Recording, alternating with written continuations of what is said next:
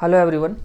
तो आज मैं आप लोगों को class 12 physics chapter number 7 alternating current उसका जो भी डेरिवेशंस है वो मैं आप लोगों को एक्सप्लेन करूंगा।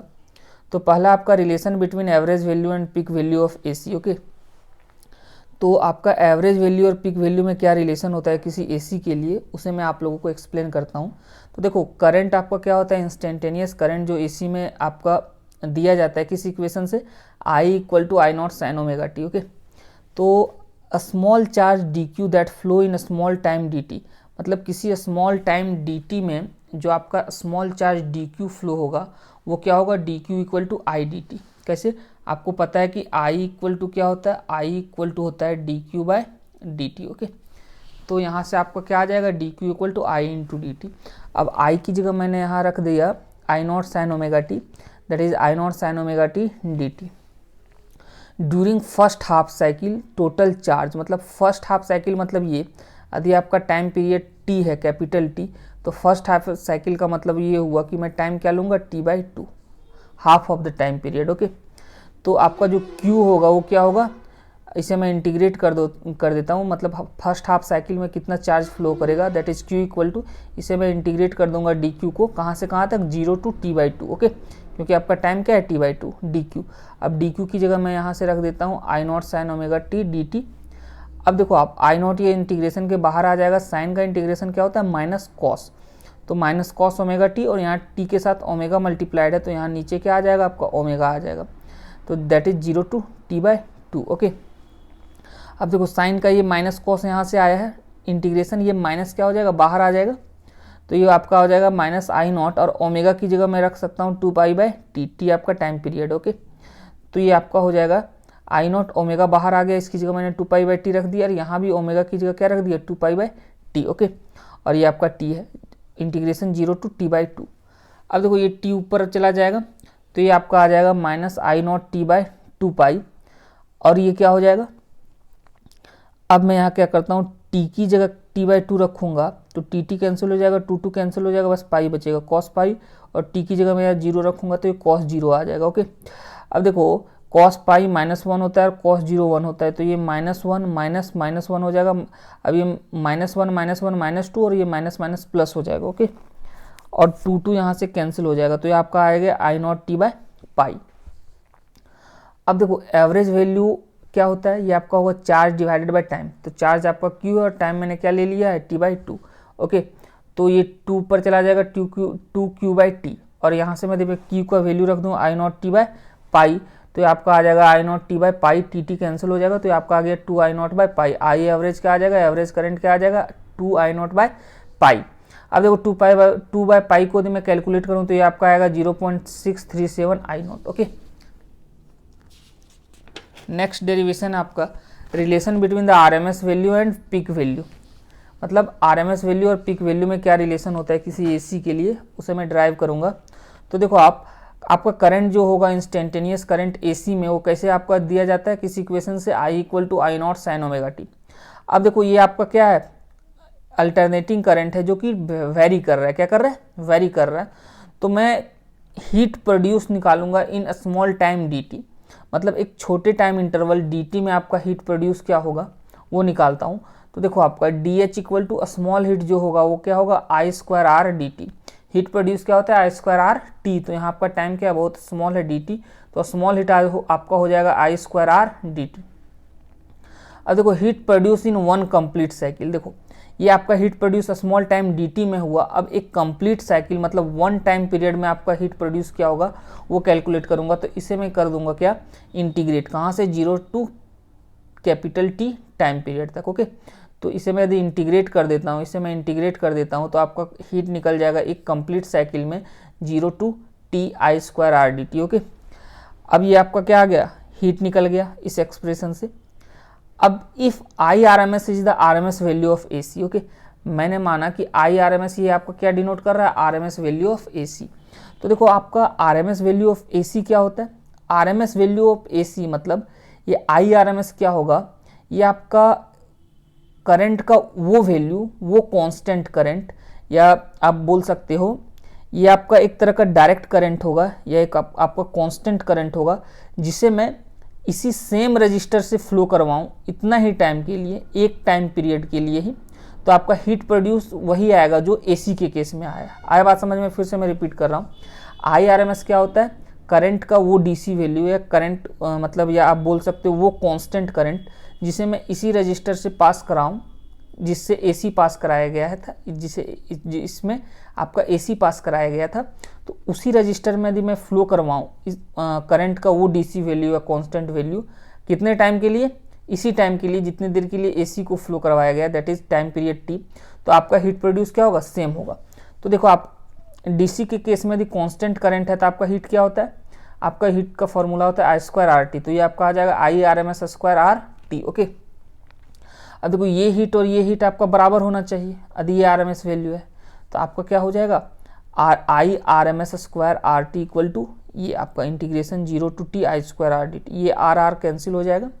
ओके, तो आपका यहाँ से आ जाएगा IRMS स्क्वायर, ये टी नीचे डिवाइड हो जाएगा इधर जाके, integration 0 to t I square D T. Okay, तो यहाँ से आपका IRMS क्या हो जाएगा? ये स्क्वायर इधर रूट आ जाएगा, under root 1/t 0 to t I square D T. ये आपका RMS का क्या आ गया? एक तरह से एक्सप्रेशन आ गया, फॉर्मूला आ गया। ओके, अब मैं इसे आगे कैलकुलेट करता हूँ। तो देखो ये जो पोर्शन है पहले मैं उसे कैलकुलेट कर देता हूँ, देखो ये वाला। ओके, पहले मैं इसे कैलकुलेट करता हूँ, तो ये आपका क्या हो जाएगा? 0 to t I square D T. Okay, अब आई स्क्वायर, तो यहाँ से आई क्या है आपका? I0 साइन ओमेगा टी, तो इसका स्क्वायरिंग हो जाएगा यहाँ पे I0 square sine square omega T into D T. अब ये I0 स्क्वायर इंटीग्रेशन के बाहर आ जाएगा क्योंकि ये कांस्टेंट है 0 to t। अब साइन स्क्वायर ओमेगा टी क्या होता है? 1 minus cos 2 omega T by 2 into D T. क्यों? क्योंकि साइन स्क्वायर थीटा को आप लिख सकते हो 1 minus cos 2 theta by 2। Okay, तो ये आपका आ जाएगा 1 minus cos 2 omega T by 2 into D T. अब मैं क्या करता हूँ, ये 2 को बाहर ले लेता हूँ, तो I0 square by 2 integration 0 to t, इसे मैं स्प्लिट कर देता हूँ अलग अलग, तो ये डी टी 1 से मल्टीप्लाई होगा तो D T minus cos 2 omega T into D T. Okay, अब देखो आप, अब मैं पहले डी टी को इंटीग्रेट करूँ तो ये आपका क्या हो जाएगा? डी टी का इंटीग्रेशन टी, और आपका कॉस का इंटीग्रेशन क्या होता है? कॉस का इंटीग्रेशन आपका होगा साइन। ओके, क्या होगा? साइन। तो देखो ये आपका आ जाएगा साइन 2 ओमेगा टी, और यहाँ टी के साथ 2 ओमेगा मल्टीप्लाइड है तो यहाँ नीचे डिवाइड हो जाएगा 2 ओमेगा 0 टी टी। ओके, तो पहले मैं इस टी में लिमिट पुट कर दूँ तो ये टी माइनस 0 हो जाएगा माइनस। अब देखो आप, ये 1/2 ओमेगा, इसे मैं बाहर ले लेता हूँ साइन। अब ओमेगा की जगह मैं 2π/t रख दूँ तो ये आपका हो जाएगा, ओमेगा की जगह यदि मैं 2π/t रख दूँ तो यहाँ ओमेगा की जगह 2π/t रखूँगा तो ये 2 इंटू 2 क्या हो जाएगा? 4π/t into T 0 to t। अभी आपका आ जाएगा I0 square by 2 t 1/2 omega. अब देखो आप, यदि मैं t की जगह ये कैपिटल T रख दूँ यहाँ पे तो टी कैंसिल हो जाएगा, साइन 4π, उसके बाद 0 रखूँगा तो साइन 0। ओके, अब देखो आप, साइन 4π 0 और साइन 0 0 होता है, तो ये आपका कंप्लीटली 0 हो जाएगा, और ये 0 से मल्टीप्लाई होकर ये भी 0 हो जाएगा। ओके, तो अब आपका क्या बचेगा? I0 square T bye 2। तो ये आपका क्या आ गया? ये आपका, इसको मैंने कैलकुलेट किया। ओके, इस पार्ट को मैंने कैलकुलेट किया और ये आपका इतना आया। ओके, अब देखो IRMS क्या होता है? IRMS होता है under root 1/t integration 0 to t I square D T. तो इंटीग्रेशन 1/t और इसे कैलकुलेट करके मैंने लाया I0 स्क्वायर टी बाय 2, तो उसे मैं यहाँ पुट कर देता हूँ इसकी जगह। ओके, तो ये आपका क्या हो जाएगा? टी कैंसिल हो जाएगा, और I0 स्क्वायर है तो रूट हटेगा तो आपका I0 आ जाएगा, और ये नीचे 2 है तो ये आपका √2 आ गया। तो IRMS क्या होता है? I0 बाई √2, मतलब RMS वैल्यू क्या होता है? Peak divided by peak value divided by √2, और 1/√2 आपका होगा 0.707 I0। ओके, तो ये आपका आ जाएगा IRMS और पीक वैल्यू में आपका रिलेशन। ओके, अब देखो आप, नेक्स्ट है आपका AC circuit containing resistance only. Okay, आपका एक AC सर्किट है जिसमें क्या है? रेजिस्टेंस लगा हुआ है, और आपका AC सोर्स उसमें अप्लाई किया गया है, और ये आपका रेजिस्टेंस है। तो देखो अब मैंने जो EMF अप्लाई किया है, AC मैंने जो अप्लाई किया है उसका इक्वेशन होगा E0 साइन ओमेगा टी, जिसे मैंने इक्वेशन 1 माना। अब देखो बाय KVL, यदि मैं आपका लूप रूल लगाऊँ, ओके, किरचॉफ्स लूप रूल लगाऊँ KVL, तो क्या होगा? देखो ऐसे में यदि मैं जाता हूँ तो आपका क्या होगा? ये E0 साइन ओमेगा टी, और करंट के डायरेक्शन में क्या होगा? यहाँ पे वोल्टेज ड्रॉप होगा, तो माइनस आई आर, और ये क्या होगा लूप में कम्प्लीटली क्या होता है, ये जीरो होता है चेंज इन वोल्टेज। ओके, तो इसे मैं इधर कर देता हूँ, तो E naught sine omega T equal to I R. Okay, अब यहाँ से आई बराबर क्या आ जाएगा, आर में नीचे डिवाइड कर दूंगा तो E naught by R sine omega T. Okay, तो आई इक्वल टू क्या हो गया आपका, आई इक्वल टू आ गया I naught sine omega T.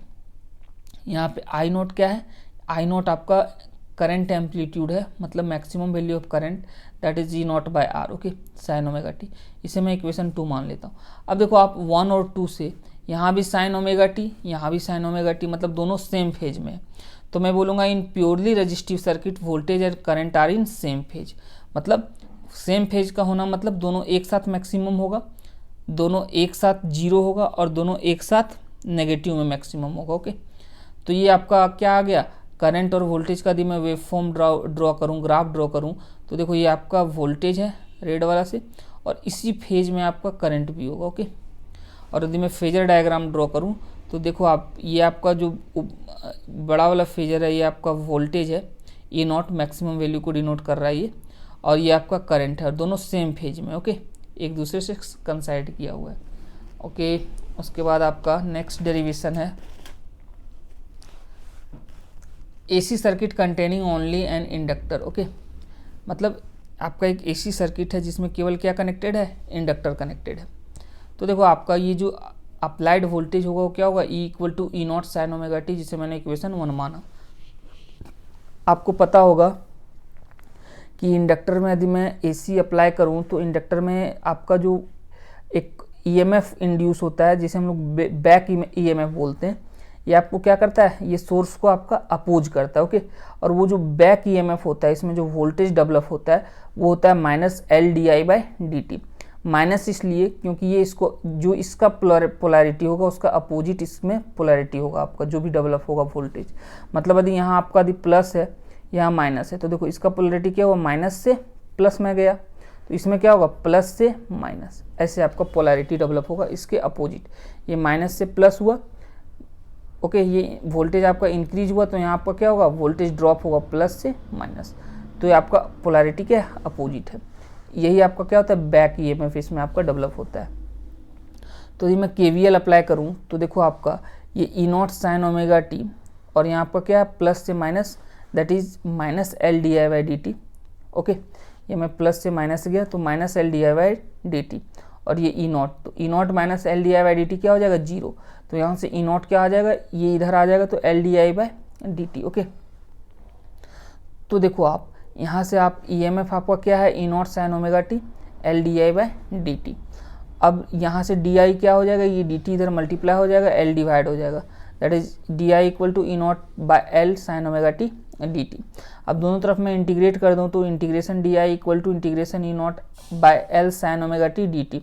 अब देखो डी आई का इंटीग्रेशन क्या हो जाएगा, आई इक्वल टू, अब साइन का इंटीग्रेशन क्या होता है, माइनस कॉस, तो ये आपका आ जाएगा minus cos omega T, T के साथ ओमेगा मल्टीप्लाइड है तो यहाँ ये डिवाइड हो जाएगा। ओके, तो ये आपका आ गया minus E naught by omega L cos omega T. अब मैं ई नॉट बाई ओमेगा एल को, ई नॉट बाई ओमेगा एल को आई नॉट मान लेता हूँ, ये आपका करंट एम्पलीट्यूड होगा, तो आपका आई आ जाएगा minus I naught cos omega T. तो आपका आई आ गया I equal to minus I naught. अब देखो ये आपका आ जाएगा sine pi by two minus omega T, क्यों, क्योंकि कॉस थीटा को हम लिख सकते हैं sine pi by two minus theta, तो मैं कॉस ओमेगा टी को लिख सकता हूँ sine pi by two minus omega T. अब देखो आपको पता होगा कि minus sine theta, sine minus sine theta क्या होता है, साइन माइनस थीटा। ओके, तो ये माइनस मैं अंदर कर लूँगा, तो यदि मैं माइनस अंदर कर लेता हूँ तो ये इससे मल्टीप्लाई हो जाएगा, तो ये ओमेगा टी प्लस में हो जाएगा, और ये प्लस है तो ये माइनस में हो जाएगा। तो आपका करंट का इक्वेशन आ जाएगा I equal to I naught sine omega T minus pi by to.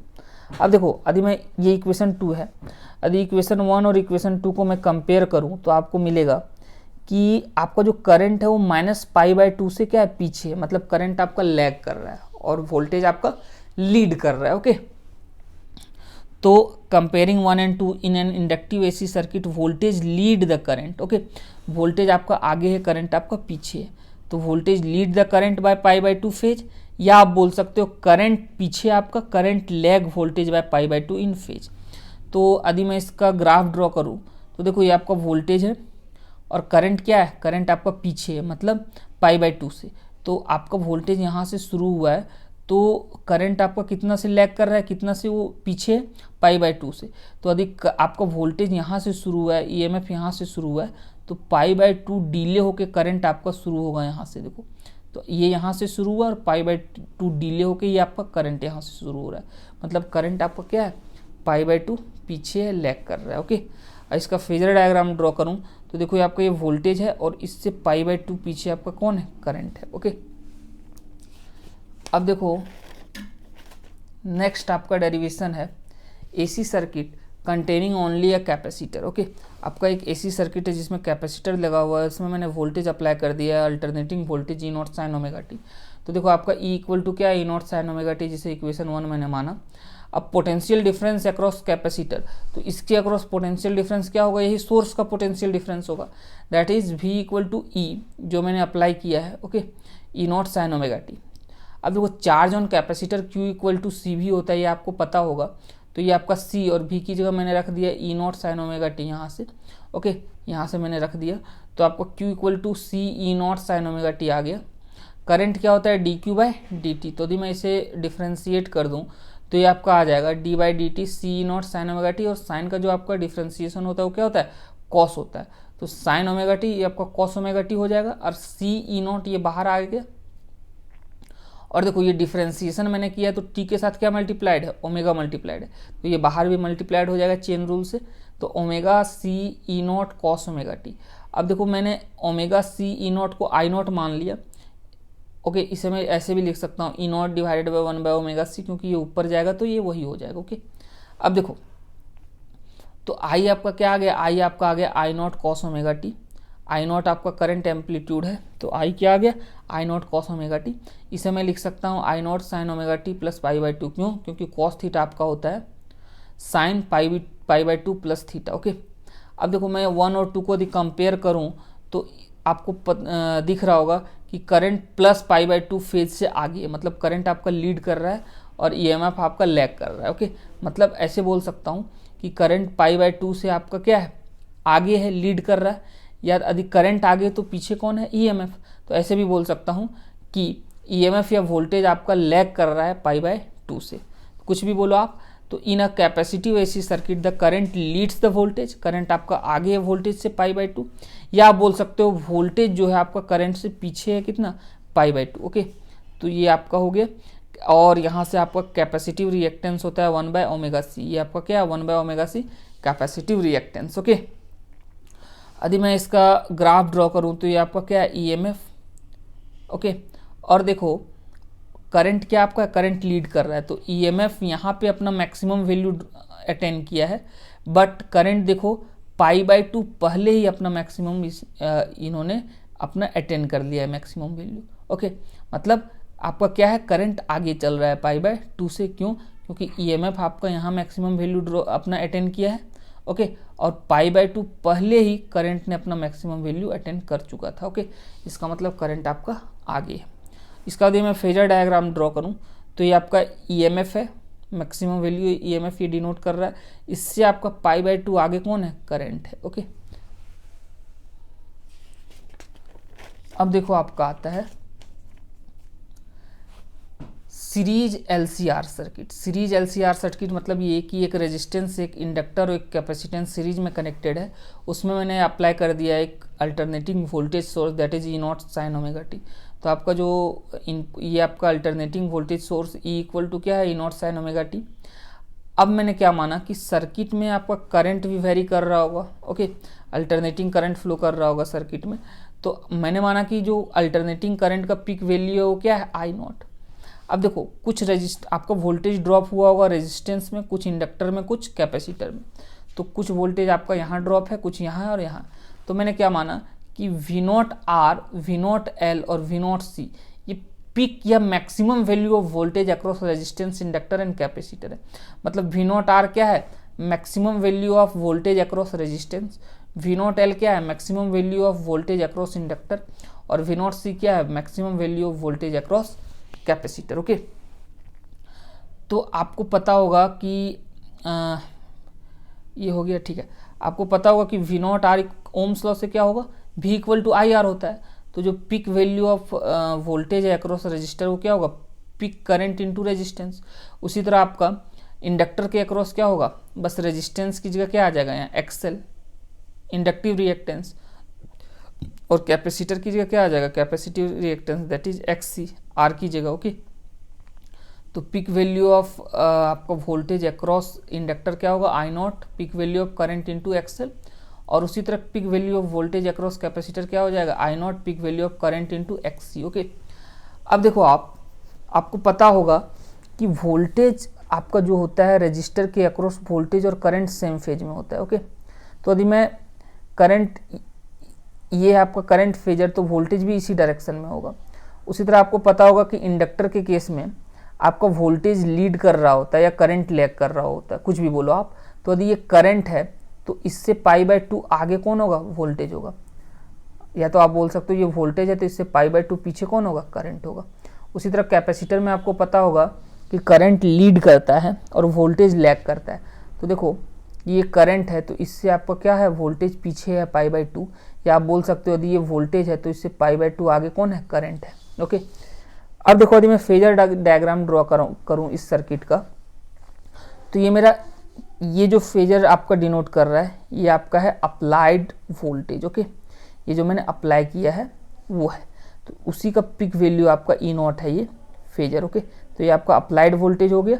और मैंने क्या माना, मैंने माना कि इस सर्किट में आपका क्या है वोल्टेज अक्रॉस इंडक्टर ज़्यादा है किससे कैपेसिटर से, मतलब मेरा ये एजम्पशन है कि VL ग्रेटर देन क्या है VC। ओके, तो इस केस में आपका क्या होगा करंट लैग कर रहा होगा।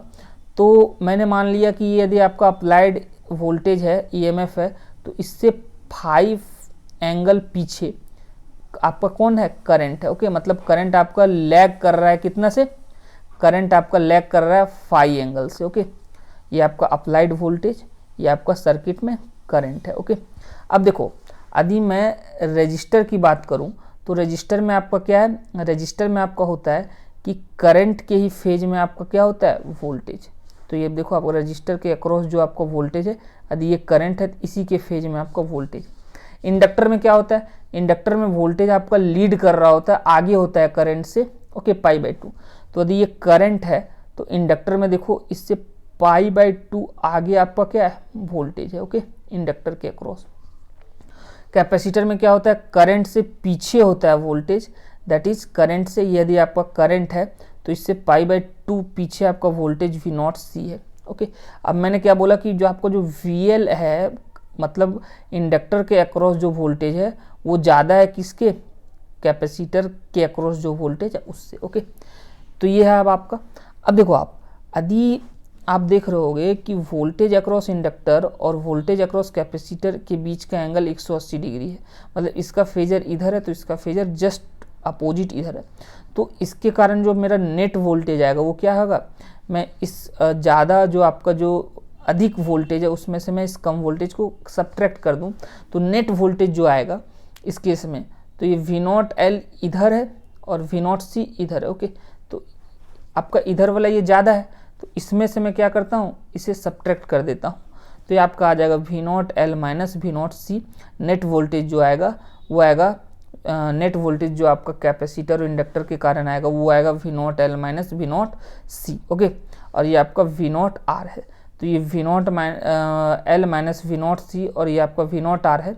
और इसके अक्रॉस जो आपका वोल्टेज होगा उसका जो फेजर सम होगा वो आपका अप्लाइड वोल्टेज के बराबर होगा। ओके, तो देखो इसका और इसका जो फेजर सम होगा इसका और इसका वो क्या होगा अप्लाइड वोल्टेज जो आपका है उसके बराबर होगा। ओके, तो यदि मैं पाइथागोरस लगाऊं यूजिंग पाइथागोरस थ्योरम तो आपका क्या होगा E0 square equal to V0 और R का square V0R square plus V0L minus V0C का स्क्वायर। ओके, ये आपका हो जाएगा यदि मैं पाइथागोरस लगाऊं, इसका स्क्वायर इक्वल टू इसका स्क्वायर प्लस इसका स्क्वायर। ओके, अब देखो अब क्या होगा V0R क्या है आपका यहाँ से I0R और V0L क्या है यहाँ से I0XL और V0C क्या है I0XC। ओके, तो जस्ट इसे मैंने पुट कर दिया और यहाँ से I0 स्क्वायर कॉमन ले लेता हूँ तो क्या बचेगा R square plus XL minus XC का होल स्क्वायर। ओके, अब देखो I0 स्क्वायर क्या हो जाएगा, ये E0 इधर है तो ये पूरा इधर मैं डिवाइड कर देता हूँ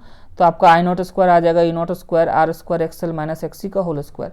यहाँ से आपका आई नॉट क्या आ जाएगा, इधर आपका स्क्वायर है तो इधर आपका रूट हो जाएगा, तो ये रूट और स्क्वायर आपका कैंसिल हो जाएगा और नीचे आपका स्क्वायर रूट आ जाएगा under root R square plus X L minus XC का होल स्क्वायर। ओके, अब देखो ये जो नीचे आपका अंडर, इसे हम लोग इम्पीडेंस बोलते हैं, impedance Z equal to under root R square XL minus XC का होल स्क्वायर, और आपका एक्सएल क्या होता है ओमेगा और एक्सी क्या होता है 1/ओमेगा c। ओके, और ये देखो आपका ये इम्पीडेंस ट्रायंगल है, तो इम्पीडेंस ट्रायंगल में आपका ये रेजिस्टेंस होता है, ये आपका जो फेज डिफरेंस है वोल्टेज और करंट के बीच, ये आपका इम्पीडेंस शो करता है, और ये आपका क्या होता है एक्सी माइनस एक्सएल। ओके, यदि आपका एक्सी ज़्यादा है तो एक्सी माइनस एक्सएल, यदि एक्सएल ज़्यादा है तो एक्सएल माइनस एक्सी। तो आप यहाँ से लिख सकते हो कि कॉस फाई आपका क्या होता है आर बाई जेड, या तो आप टेन फाई लिख सकते हो X L minus X C by R. Okay, तो ऐसे आप यहाँ लिख सकते हो। अब देखो आपका नेक्स्ट जो है वो है power in an AC circuit. Okay, AC circuit में आपका पावर क्या होगा, तो देखो वोल्टेज क्या होता है E naught sine omega T, current क्या है आपका I naught sine omega T minus phi. मैंने एज्यूम किया कि आपका करंट लैग कर रहा है कितना एंगल से, फाई एंगल से वोल्टेज को। ओके, तो ये फेज डिफरेंस क्या हो गया वोल्टेज एंड करंट के बीच। तो इंस्टेंटेनियस पावर आपका क्या होगा, इंस्टेंटेनियस पावर जो होगा वो होता है आपका वोल्टेज इंटू करंट। तो वोल्टेज की जगह मैंने क्या रख दिया E naught sine omega T, और करंट की जगह I naught sine omega T minus phi यहाँ से। ओके, तो देखो ये आपका क्या आ गया E naught I naught sine omega T, और ये आपका sine omega T minus phi. अब मैं ऊपर नीचे 2 से मल्टीप्लाई कर देता हूँ, तो E naught I naught by 2, ऊपर भी 2 से मल्टीप्लाई कर दिया तो 2 sine omega T into sine omega T minus phi. Okay, अब देखो आप 2 साइन ए साइन बी आपका होता है cos A minus B minus cos A plus B, तो यही यहाँ पे है 2 साइन ए साइन बी, तो ये आपका ए है ये बी है, तो इसी फॉर्मूला का मैं यूज़ करूँ तो आपका आएगा ये A naught I naught by 2 cos A minus B that is omega T minus omega T, और ये माइनस प्लस हो जाएगा और फाई, तो ओमेगा टी कैंसिल हो जाएगा, तो cos phi minus minus cos A plus B, तो माइनस कॉस, दोनों को मैं ऐड कर दूं तो omega T 2 omega T minus phi. Okay, अब देखो ये आपका इंस्टेंटेनियस पावर आया, मतलब किसी टाइम पे पावर क्या होगा। ओके, यदि मैं इसका एवरेज वैल्यू निकालूं एक कंप्लीट साइकिल के लिए, तो इसका एवरेज वैल्यू मतलब इसका मुझे एवरेज लेना होगा। ओके,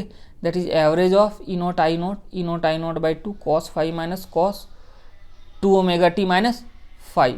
ओके, अब देखो for a cycle average value of second term cos 2 omega T minus phi equal to 0। Okay, मतलब ये कि एक कंप्लीट साइकिल के लिए आपका क्या होगा, ये कंप्लीट साइकिल के लिए इसका जो वैल्यू होगा वो 0 होगा। ओके, ये सेकेंड टर्म का वैल्यू क्या होगा 0 होगा, क्यों, क्योंकि ये देखो वेरी कर रहा है, टाइम पे ये डिपेंड कर रहा है, तो टाइम के साथ ये वेरी करेगा, और साइन या कॉस का क्या होता है कंप्लीट साइकिल के लिए एवरेज 0 होता है। ओके, तो for a complete cycle average of second term is 0, तो ये आपका 0 हो जाएगा, तो एवरेज पावर अब क्या आ जाएगा E naught I naught by 2 cos phi. अब देखो ये 2 है तो 2 को मैं √2 इंटू √2 लिख सकता हूँ। अब ई नॉट बाय √2 क्या होता है ई आर एम एस, और आई नॉट बाय √2 क्या होगा आई आर एम एस, तो एवरेज पावर आपका आ जाएगा E R M S I R M S cos phi. Okay, अब आपका जो नेक्स्ट डेरिवेशन है, डेरिवेशन नहीं बल्कि ये जस्ट आपका एक डिवाइस है ट्रांसफार्मर। ओके, तो ट्रांसफार्मर क्या होता है, a transformer is an electrical device which convert low voltage into high voltage और high voltage into low voltage. मतलब कोई हाई वोल्टेज है विच कन्वर्ट लो वोल्टेज, मतलब कोई यदि लो वोल्टेज है उसको यदि मुझे हाई वोल्टेज में कन्वर्ट करना हो, या कोई हाई वोल्टेज है उसे लो वोल्टेज में कन्वर्ट करना हो, तो उसे कौन करता है एक डिवाइस जिसे हम लोग ट्रांसफार्मर बोलते हैं। एक इलेक्ट्रिकल डिवाइस है, जैसे आपको पता होगा कि आपके गांव में या आपके शहर में जो आपका वोल्टेज आता है वो कितना आता है, वो आपका आता है जनरली 11,000, मतलब 11,000 वोल्ट का आपका सप्लाई आता है। ओके, तो आपके घर कस्बे में ट्रांसफार्मर लगा हुआ होता है, वो क्या करता है इस 11,000 वोल्ट को 220 वोल्ट या 440 वोल्ट में कन्वर्ट करता है, जिसे हम लोग यूज करते हैं अपने घरों में। ओके, तो वही आपका ट्रांसफार्मर क्या किया 11,000 वोल्ट को कन्वर्ट कर दिया 220 वोल्ट या 440 वोल्ट में, और यदि मुझे 220 वोल्ट से 11,000 वोल्ट कन्वर्ट करना हो तो ये ट्रांसफार्मर भी यही काम ट्रांसफार्मर कर सकता है। ओके, तो ट्रांसफार्मर आपका क्या करता है, high voltage to low voltage या तो लो वोल्टेज से हाई वोल्टेज, मतलब 220 को 11,000 में भी कन्वर्ट कर सकता है। तो ट्रांसफार्मर क्या है, which convert low voltage into high voltage और high voltage into low voltage. Okay, तो ये आपका जस्ट एक ट्रांसफार्मर का ये डायग्राम है इसका। ओके, तो ये आपका ट्रांसफार्मर का कोर है और एक तरफ आपका प्राइमरी वाइंडिंग होता है, एक तरफ आपका सेकेंडरी वाइंडिंग होता है। ओके, तो ये किस प्रिंसिपल पे काम करता है, it works on the principle of mutual induction, that is when current changes in a coil, okay, in a coil EMF is induced in neighboring coil। मतलब ये कि आपको पता होगा म्यूचुअल इंडक्टेंस क्या होता है। यदि ये आपका एक कॉइल है और यदि इसमें आपका करंट चेंज कर रहा है, इसमें करंट क्या कर रहा है, चेंज कर रहा है, तो यदि बगल में कोई कॉइल है तो इसमें आपका क्या इंड्यूस हो जाता है, इसमें आपका EMF इंड्यूस हो जाता है। तो इसे हम लोग म्यूचुअल इंडक्शन कहते हैं और इसी प्रिंसिपल पे आपका ट्रांसफार्मर काम करता है। ओके, तो it works on the principle of mutual inductance, that is when current changes in a coil EMF is induce in the neighbouring coil. Okay, construction क्या है, कंस्ट्रक्शन आपका a transformer has two coils, a transformer has two coils, they are wound on a soft iron core. एक transformer के पास कितना coil होता है, दो कॉइल होता है देखो, और ये आपका एक कॉइल है और ये दूसरा कॉइल है। They are wound on a soft iron core, ये आपका क्या है, एक सॉफ्ट आयरन कोर है जिसमें ये बंधा हुआ है। One coil is called primary coil, एक कॉइल को हम लोग प्राइमरी कॉइल बोलते हैं, and other is called secondary. Okay, और दूसरे को क्या बोलते हैं, सेकेंडरी कॉइल बोलते हैं। Generally primary coil is the input coil, generally क्या होता है, प्राइमरी कॉइल में आपका इनपुट अप्लाई, मतलब इनपुट का सप्लाई होगा, input power, and secondary is the output coil, ये आपका क्या है, आउटपुट कॉइल। ओके, ये आपका आउटपुट कॉइल है। अब देखो आप types of arrangement of coils. Okay, types of arrangement of coil, मतलब कॉइल जो होता है उसका कितना टाइप होता है, उसके अरेंजमेंट का कितना टाइप होता है। जनरली आपका जो कॉइलिंग किया जाता है जो दो तरह से किया जाता है, इसमें क्या है, two coils on the top of each other, जिसे हम लोग सेल टाइप बोलते हैं। ओके, मतलब ये कि आपका ये जो दोनों कॉइल है किसी एक ही लिम्ब पे कनेक्टेड है। Two coils on the top of each other, ये एक दूसरे के ऊपर क्या हुआ है, एक ही लिम्ब में बंधा हुआ है, इसे हम लोग सेल टाइप बोलते हैं।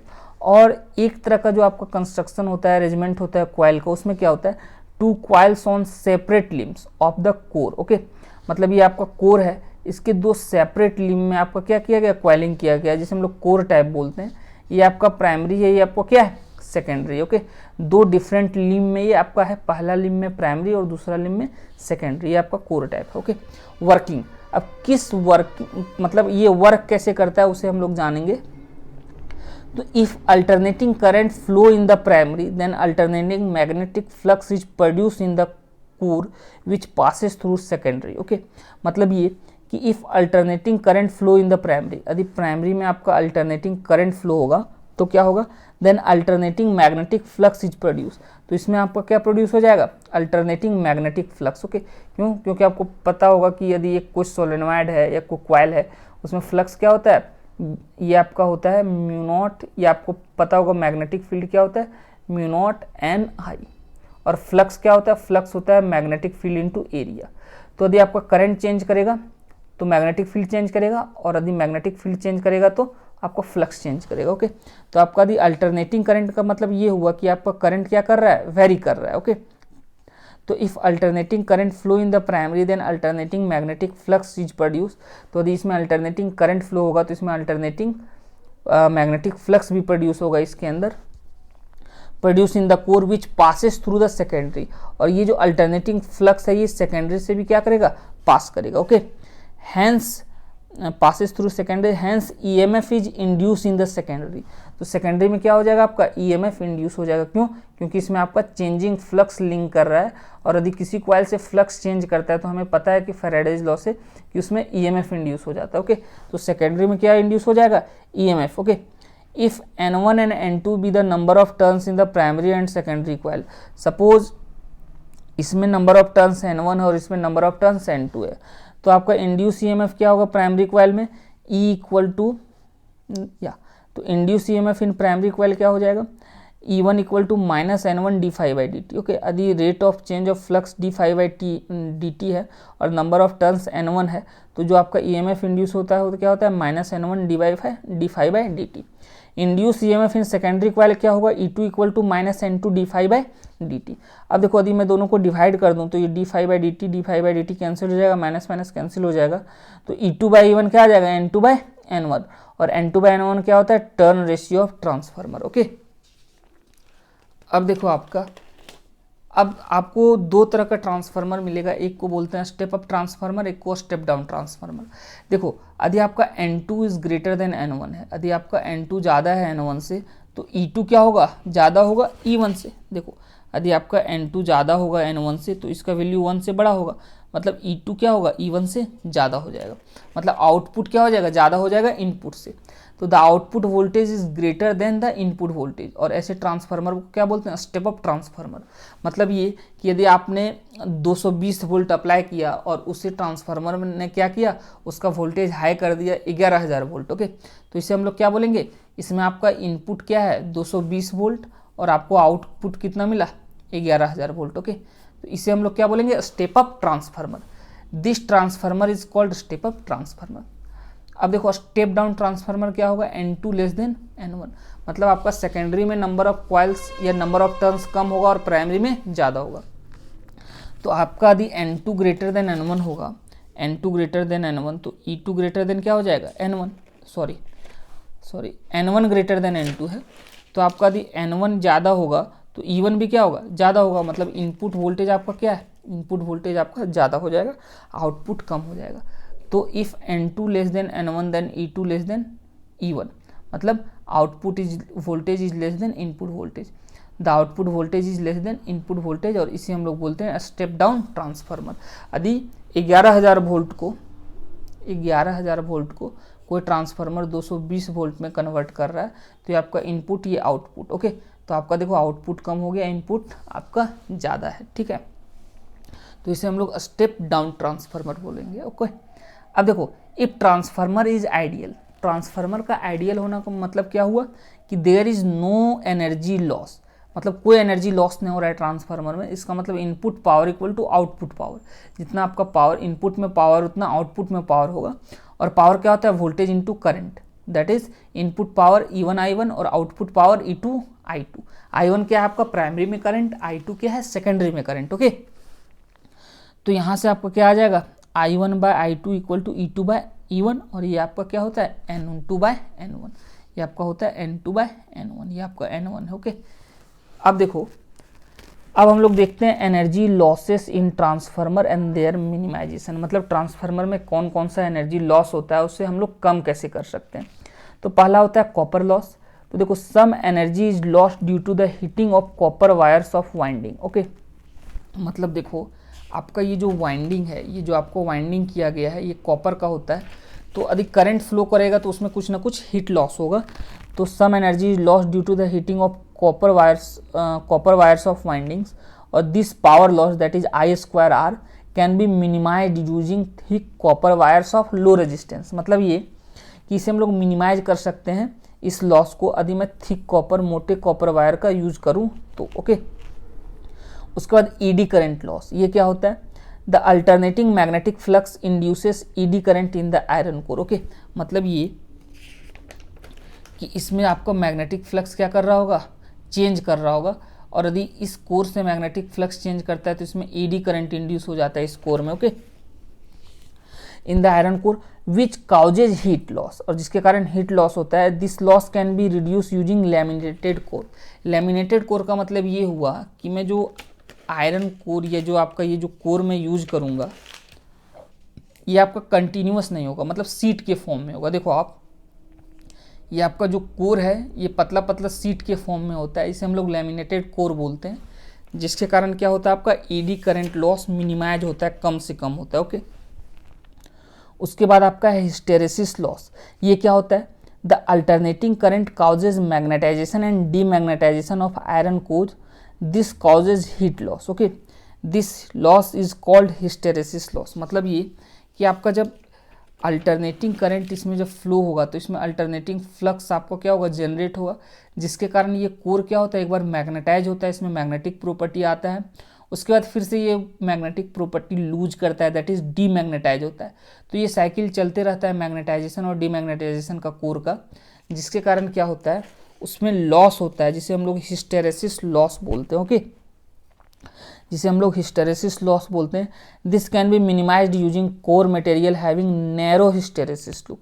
इसका मतलब ये हुआ, इसे हम लोग कम कर सकते हैं यदि मैं एक ऐसा मटेरियल का यूज़ करूं जिसमें जिसका नैरो हिस्टेरेसिस लूप हो। नैरो हिस्टेरेसिस लूप मतलब ये आपको पता होगा, ये आपका BH कर्व होता है और कुछ इस प्रकार का आपका लूप बनता है। ओके, तो ये यदि लूप नैरो होगा, इसके बीच का एरिया कम होगा, तो आपका हिस्टेरेसिस लॉस भी क्या होगा, कम होगा। ओके, उसके बाद आपका होता है last flux leakage. Flux leakage क्या होता है, the magnetic flux produce by primary does not fully passes through secondary, some flux may leak into air, this loss can be minimized using primary and secondary coil over one other. मतलब ये कि the magnetic flux produce by primary does not fully pass through secondary, मतलब ये कि जो भी flux आपका यहाँ मतलब प्राइमरी में आपका जो भी फ्लक्स प्रोड्यूस हो रहा है, ये फुल्ली सेकेंडरी से पास नहीं करता है, कुछ आपका एयर में क्या करता है, लीक कर जाता है। ओके, जिसे हम लोग फ्लक्स लीकेज बोलते हैं। ओके, तो सम flux may leak into air और this loss can be minimized using primary and secondary coil over one other. और इसे मिनिमाइज कैसे किया जा सकता है, यदि मैं प्राइमरी और सेकेंडरी को एक दूसरे के ऊपर मैं क्वाइलिंग कर दूं, जैसे यहाँ पे आपका देखो किया हुआ है, तो ऐसे केस में आपका क्या होगा, फ्लक्स क्या होगा, मिनिमाइज होगा, ये फ्लक्स लीकेज क्या होगा, मिनिमाइज होगा। Okay, so thank you everyone.